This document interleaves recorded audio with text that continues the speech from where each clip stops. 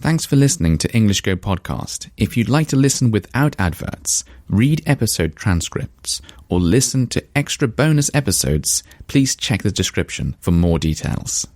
Hello, I am back in the park again. I'm back recording outside again, and I'm slightly out of breath because I've just arrived and I was cycling pretty quickly this morning.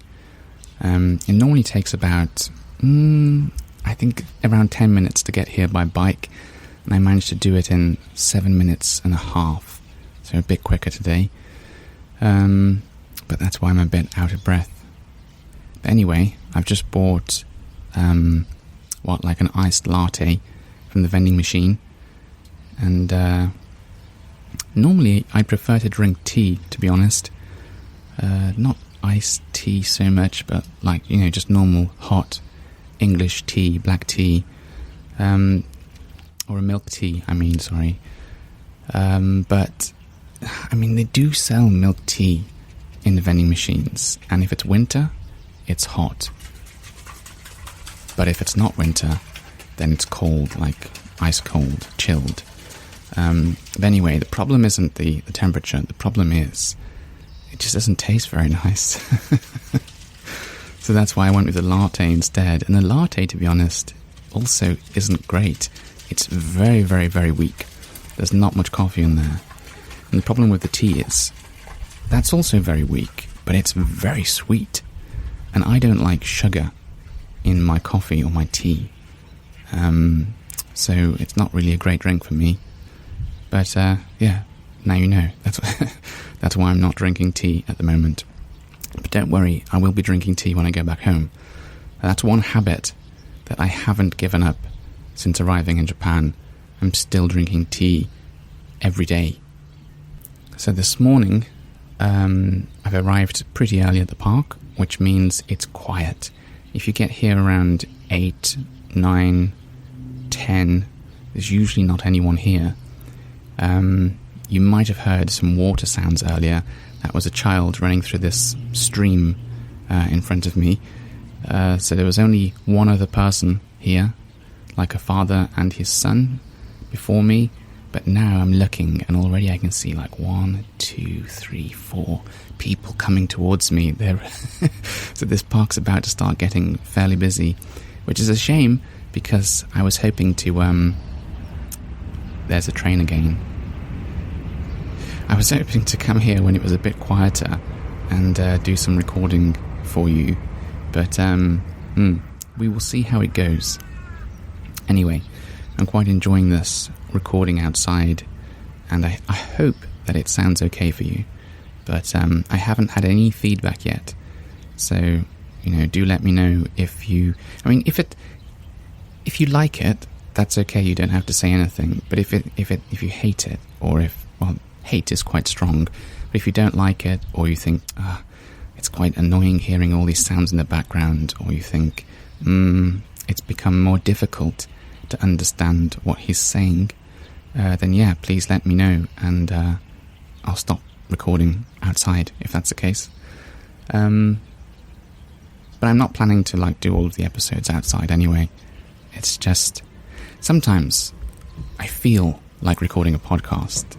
Sometimes I think I really want to record a podcast today. Whoa.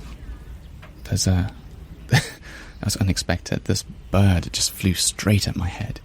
I think he was chasing some kind of insect because he wanted to eat it. But he almost hit my head, so I was a bit shocked. Anyway, like I was saying, sometimes I think, I really want to record a podcast today. But also I wanted to go out to the park. And I thought... I don't want to stay in the apartment and record a podcast. I want to go outside. I want to go outside and enjoy the nice weather. So that's why I ended up recording outside today. But like I say, I hope you don't mind. Anyway, one thing I wanted to talk to you about today is just a couple of differences I noticed about living in Japan, or things that are different in England. Because I like to talk about England if I can. And where should I start?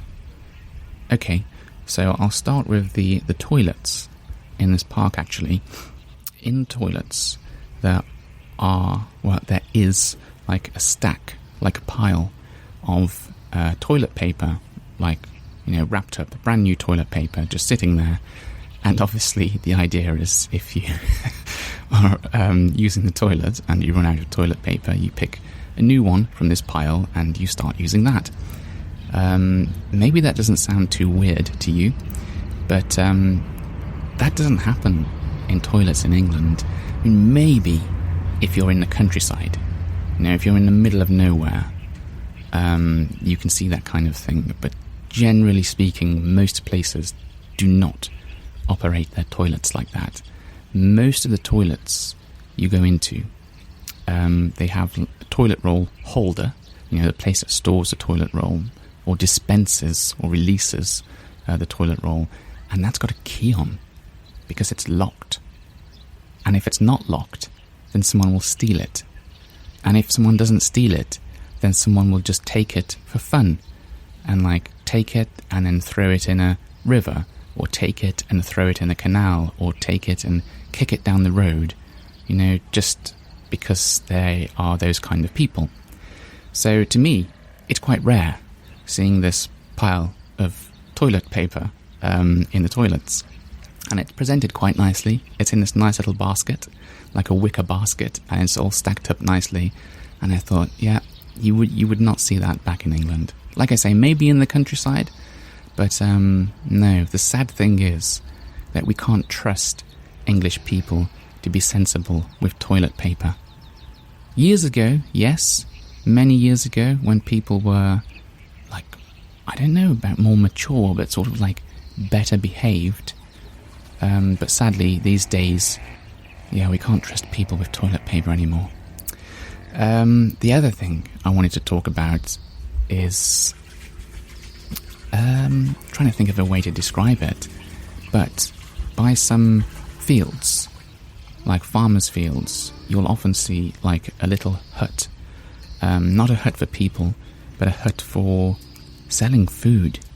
So maybe it will have some potatoes in there, or some parsnips, or some lettuces, or just fruit that the farmer has grown in the field. And these are for sale, but there's nobody selling them. So there's just all of these vegetables bagged up, placed in bags with prices on them, and then to the side there's a little box, and there's a little hole in the top of the box, and you put your money in there, and then you take your vegetables away. So the whole system operates on trust. The person is trusting that if someone takes them, then they will put the correct amount of money in the box. And this is exactly what I did yesterday. I saw some potatoes, and I saw some parsnips. Are they parsnips? Turnips. Are they turnips? I don't know. I'm trying to think of what the word translates to in English, and I'm not too sure, but they look sort of like turnips, not parsnips. Turnips are round. Okay, so I brought some potatoes and turnips, and I put my money in the box, and off I went. This would not happen in England. Absolutely no way. If this was if this kind of thing existed in England, three things could happen. One, someone takes the vegetable and doesn't pay anything.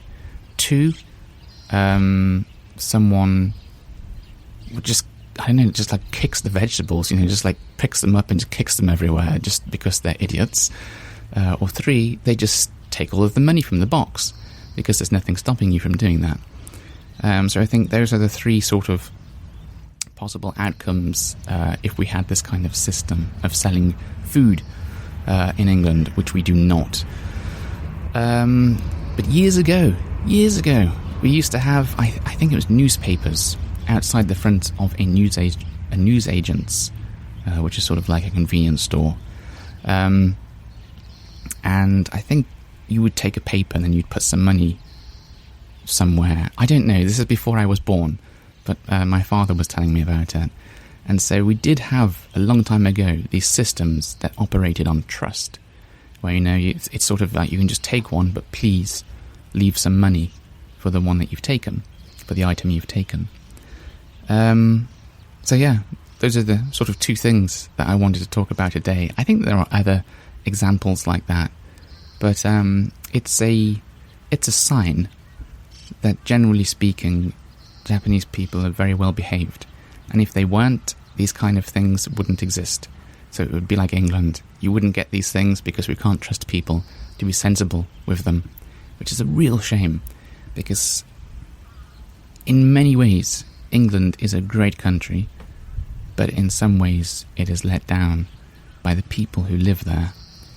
And if only we could sort of, I don't know, inspire them to be better behaved, then the whole country would become a nicer place to be. Anyway, that is the end of today's podcast. I do hope you've enjoyed listening to it as much as I have enjoyed telling you about it. Until next time, bye-bye.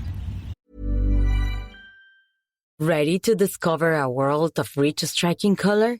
Schwarzkopf Keratin Color delivers professional quality striking hair color that leaves hair looking renewed and healthy, all at a fraction of the cost of a visit to the salon. And with our formula that delivers up to 80% less breakage versus untreated hair, you can feel confident in your hair and let the world see your strength. Discover a world of rich, striking color with Schwarzkopf Keratin Color, available at Walmart.